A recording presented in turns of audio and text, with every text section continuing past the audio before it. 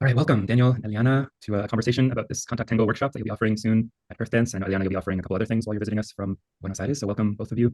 Maybe I'll just ask where everyone is in the world this afternoon, just to check in a little bit. I'm right down the block from Earthdance in Florence, Massachusetts. Okay, you're right down the street. Eliana? I am in Buenos Aires, Argentina. Esa Okay. es la pregunta, ¿no? Sí, estoy en Buenos Aires. I live in Buenos Aires. My whole life I lived here, but I traveled. I love to travel to work, to dance around. I've been lots of times in Brazil, but also in the States, in Europe, in Uruguay, many countries to dance, to share, to make performance, and also to teach. I began with contact improvisation. Esta es la vuelta de la vida, ¿no? De The another cycle of life, or like Cycle of life. cycle of life? spirals of life. Going to the States to meet also Danny and to teach with him and to make this kind of experimentation and lab and getting to know again each other, because I met him for the first time. I met contact improvisation and I fell in love with contact improvisation through Danny. It was in the 87, the first time he came here in the 87. So from that time I was training and making my training in contemporary dance, mostly ballet, yoga, but I fell in love with contact because I guess it is a possibility, like a kind of dance with a great a huge abanico and of possibilities. And I felt it was a dance that never will.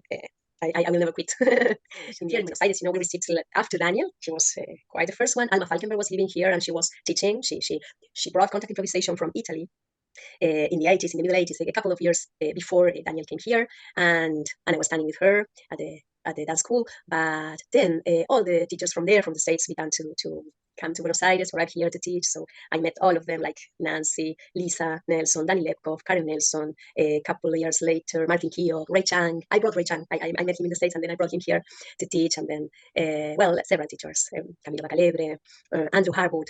Well, I'm missing some of them, but I've been here with each and every workshop they had here, besides my teaching and yes, and my stage working as a choreographer. We know all those teachers we've had them at Earthdance, and I love hearing about the different hubs and all the networking of, how this form moves around the world and through all the people. Okay, Eliana, do you want to say anything about tango? So right, if Yes. Okay. Well, I used to live in San Telmo. When I was 21, I moved back to San Telmo because it was my origin neighborhood. San Telmo is the oldest neighborhood of Buenos Aires and has a mythical history about tango and lots of tango places around and in the center of the city. And when I was 21, I began to take some classes and to go to milongas. I found sometimes that the night that the tango tiene la noche, ¿no?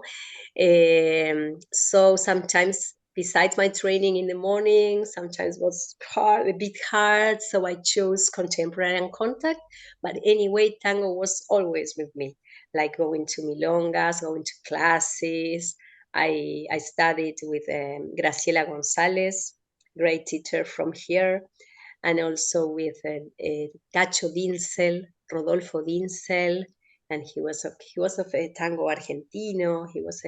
He founded the Academia Internacional del Tango, but this was at the beginning, So I've been tango was always in my life, though I didn't dedicate especially to tango professionally.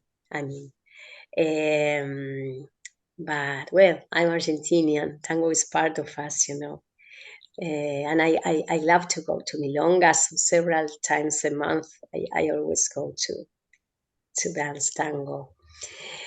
And I find tango and contact has many connections.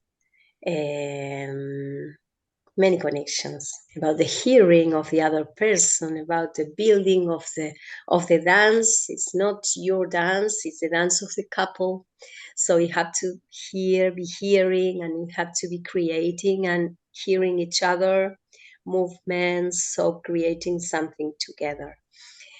And yes, lots of following and leading and being one at last.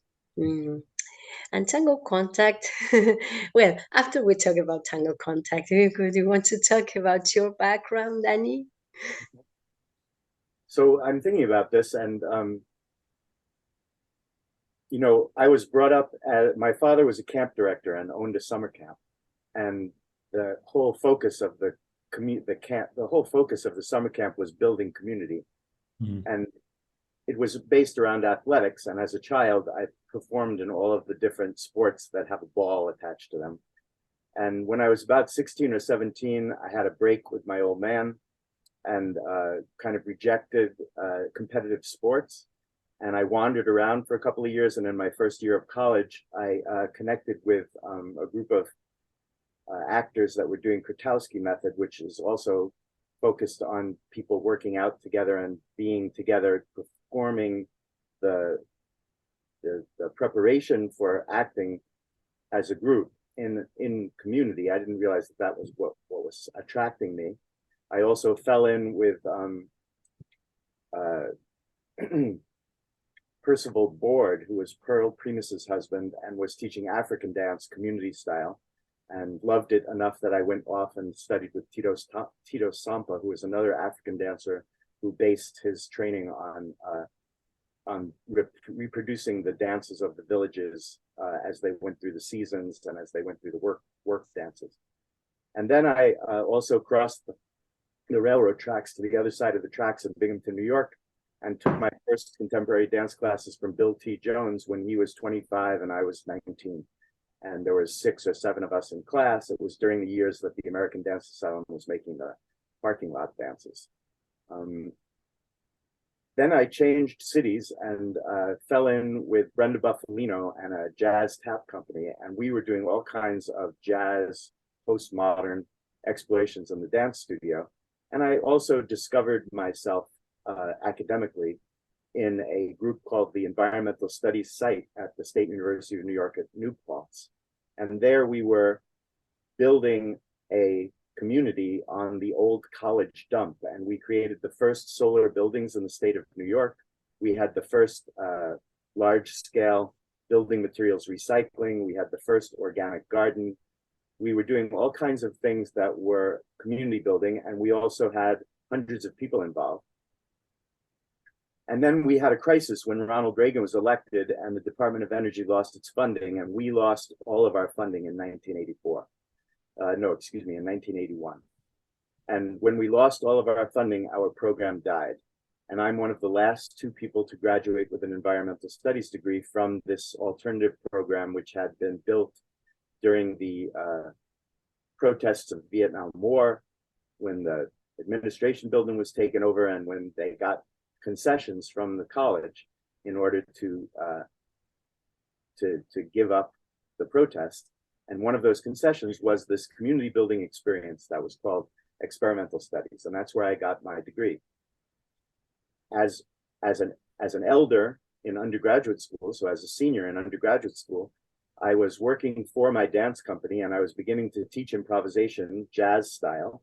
And I got a flyer in the mail for Acapella Motion, which was a improvisational workshop run by Nancy Stark-Smith and Lisa Nelson and the men from Mangrove in California. And I made my first visit to Northampton, Massachusetts in 1980 and became a part of the Acapella Motion dance community, which was underneath the foundings of the Contact Quarterly and the Contact Community.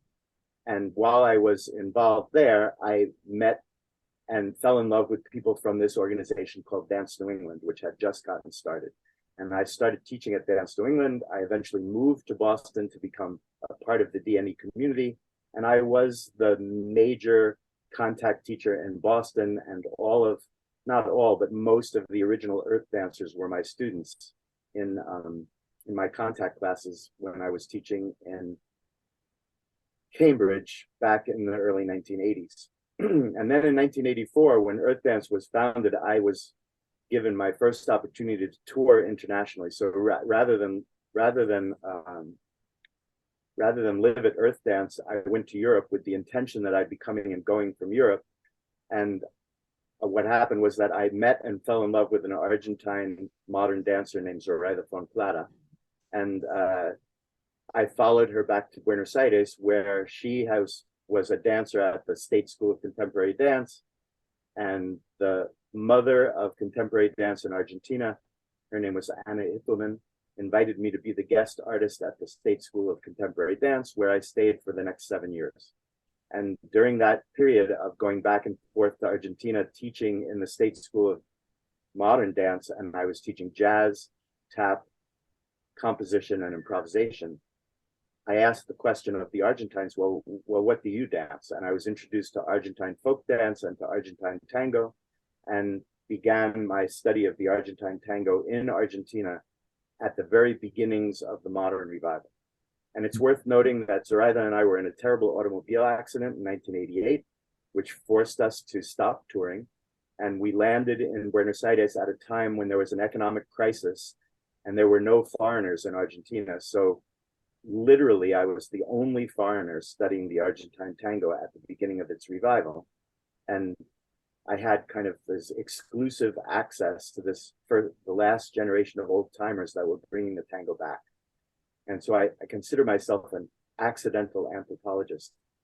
And while I was building the contact community in Buenos Aires, I was also starting to really embrace the tango as a dance form and starting to bring it back to this country. I considered myself a beginner at tango, but I would come back to the United States and there was such a hunger for a study of tango that almost immediately I was making about 5 times as much money as a beginner tango teacher as I was making as an advanced contact teacher. So very quickly, my touring life in the United States and my business life as a dancer got taken over by tango. And that whole story of me and tango is another story that that I'll get involved with telling people at another time. But I've just published my archive that I've been working on for 25 years with 350 videos and comprising more than 200 hours of material. There's a lot of old material about the contact work before tango as well. And all of that is available at danieltrenner.com. So people can go and have a look at the archive if they are interested in understanding more about that story. So here I was in Argentina, a student of improvisation from the United States, and very curious about the Argentine story that was told that dancers during the Golden Age learned both parts. So the men would dance with the men and they would learn how to lead and follow. Nobody ever talked about overtly about what the women were doing while the men were in practice together. But the stories about the men in practice together were that they did it for 3 or 4 hours a night, 6 nights a week, with the same group of guys that would get together before dinner. Then they would all have dinner at like 11 or 12 o'clock at night. This is the Argentine way. And then they would go out to dance from 12 until 5 o'clock in the morning. And then they would get a tiny bit of sleep and go to work all day. And then they would take a nap and they'd be back out to practice again. I don't know how they lived like that, but that was the story about the milonguero life. And one of the things that I took from that as a contact dancer was that the improvisational quality of the tango involved learning how to lead and follow and switching roles. And I felt that that was a process that could happen even when men and women were dancing together.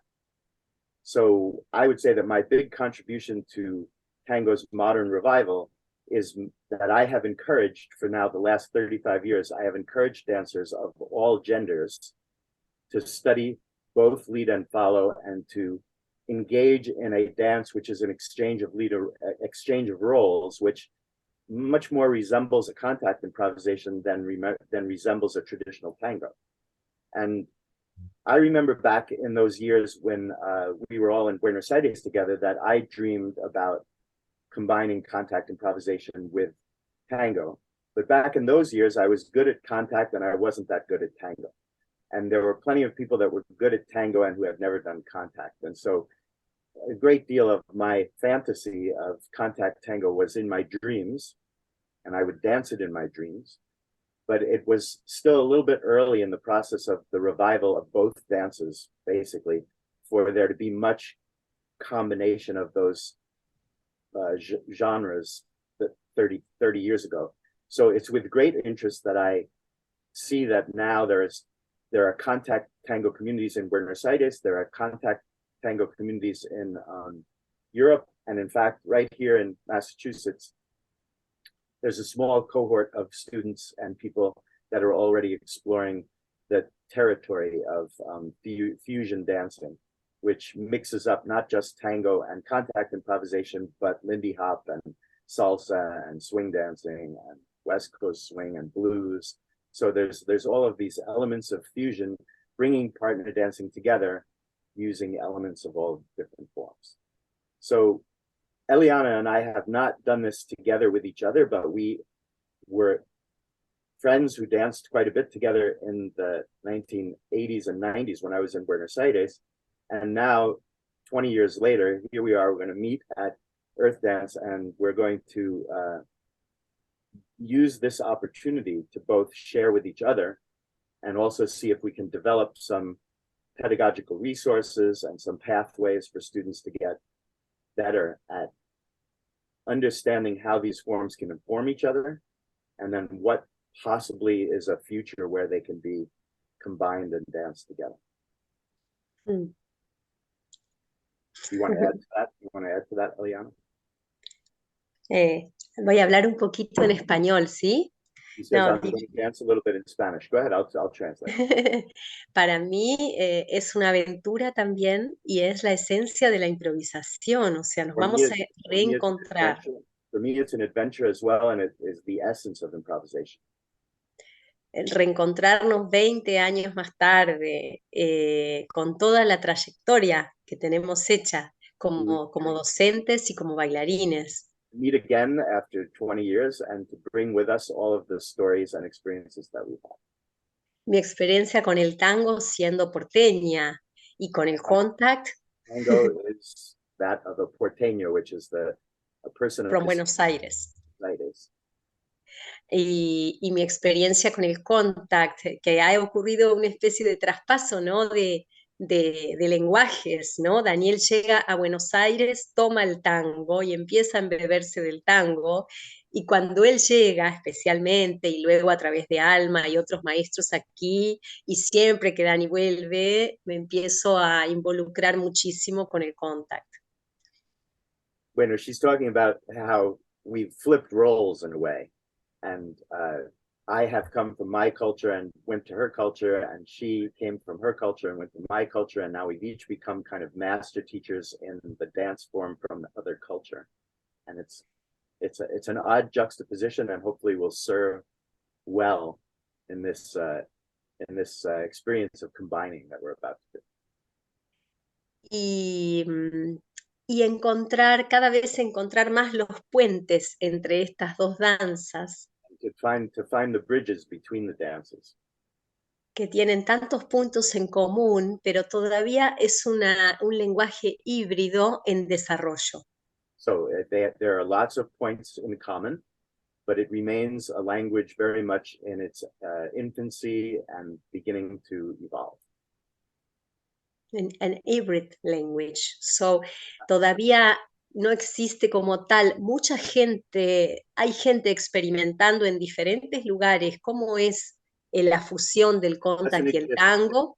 It doesn't exist as a thing. It is all of these different things that are being done in different places. And I would just add that it's basically being born all over the place. It's a little bit like that theory of 100 monkeys. Pero lo interesante es eso justamente, que está abierto, así como el contact, que Steve lo dejó abierto. That's what's interesting, is that it's an open question, and therefore it's kind of an open game for the two of us to explore. No, as Steve Paxton let open the contact improvisation to evolve and to have its own life. So this contact tango it's old but new, and it's evolving. It depends on the people who practice, and here there's a group called La Mutante. La Mutante, they investigated a lot with contact and tango, but it's a lot of social meeting and playing with these two techniques together and mixing techniques. So maybe, tal vez la búsqueda de la mutante no es tan escénica. Es una pregunta. The search of the mutante, which I think it means the mutants, and their search is more social than aesthetic, and they're more interested in the social quality that they're bringing from tango and adding contact to it. I see that as well. One of the nice things about watching the Mutante that'll be nice for doing this work at Earthdance is that the tango dancers are dressing like contact dancers. Mm-hmm. So they're not. They're one of the things that they've surrendered is the social code of the tango, which is to kind of dress up and wear dress shoes, and the women wear high heels, and the vestuario, the wardrobe of the tango dancer confines them in a kind of social behavior. So it's clear that in order to make a contact tango happen, that we need to relax our social boundaries around the dress code, and in particular the dress code around male and female. And sobre todo los tacos de las mujeres, ¿no? El taco de la mujer para bailar contact no va. Well, for the last 15 years, I've been teaching tango at Smith College and at Mount Holyoke College, which are two of the elite feminist institutions, the cradle of feminism, really. And I have been both the teacher of tango within those schools, but also learning from this young generation of feminist women about how gender is introduced, how gender is spoken, the effect of the consciousness around gender in the study of an art like tango, which was created out of the binary gender. Mm-hmm. But when danced by people who are more open about their experience of gender, then the opportunity to dance both of the binary roles in a situation where they are accepted for dancing both of the binary roles allows for a very freewheeling conversation about the confines of binary gender in the traditional tango that I think was served as very useful to all of the people involved, whatever their dance goals were, because obviously some people came to class with the goal of becoming tango dancers, dressing up, going to traditional milongas, etc.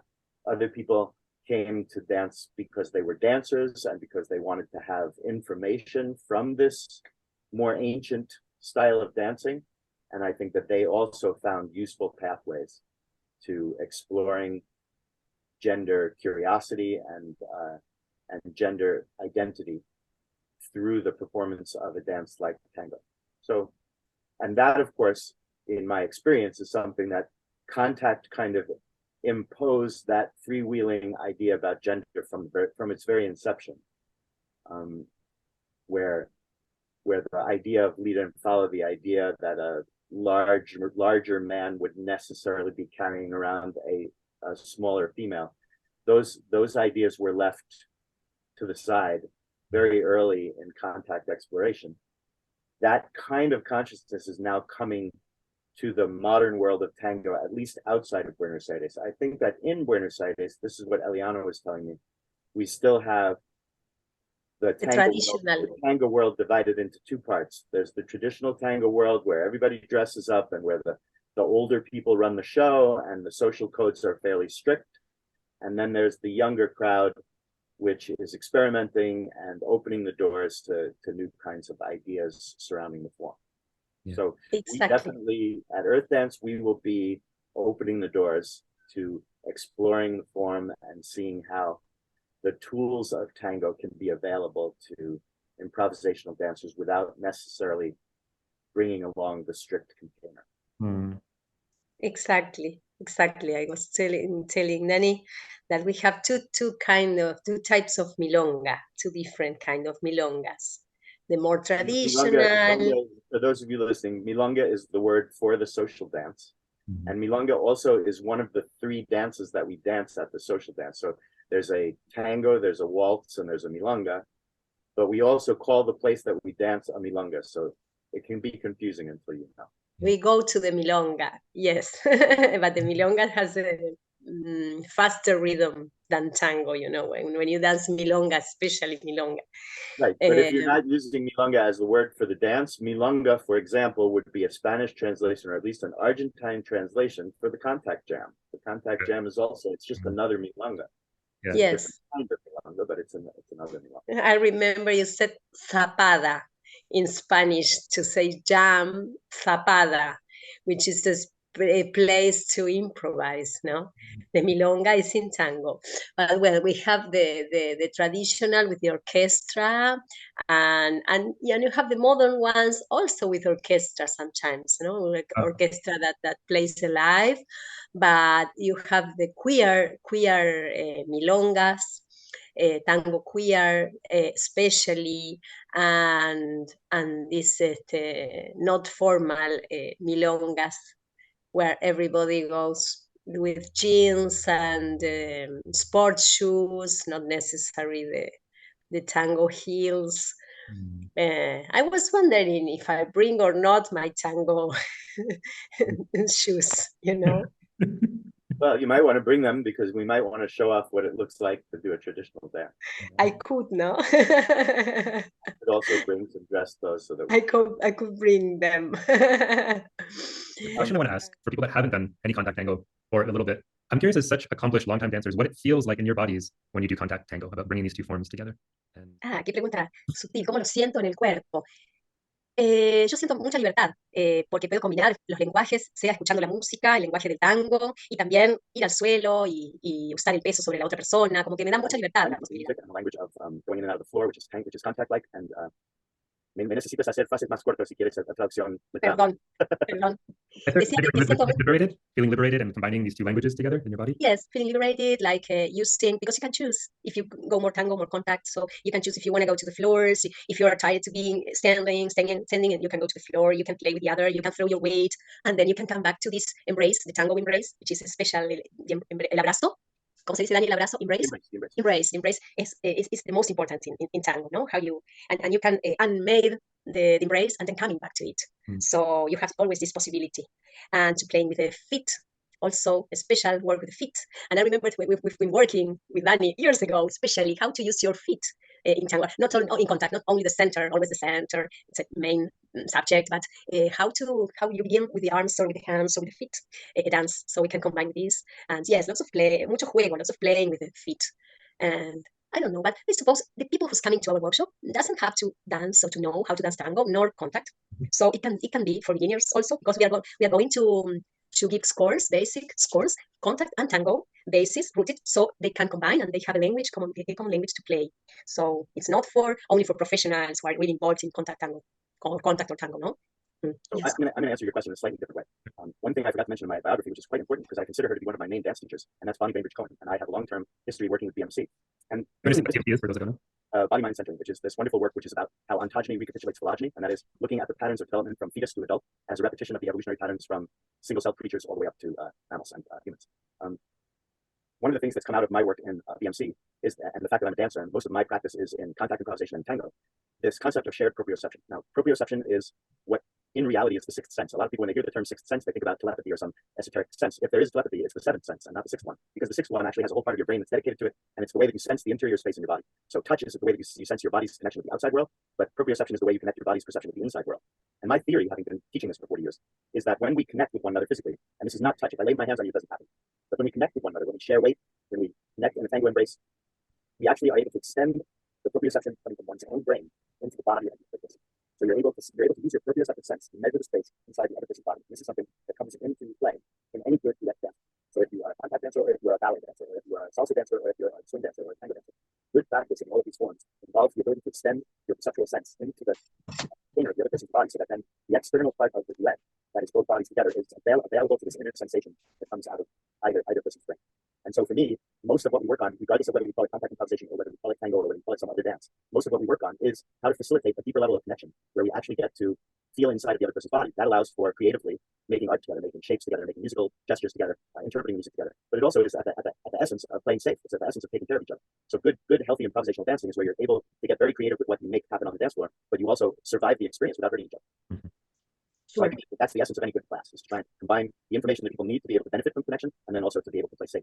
Of course, this is the most important.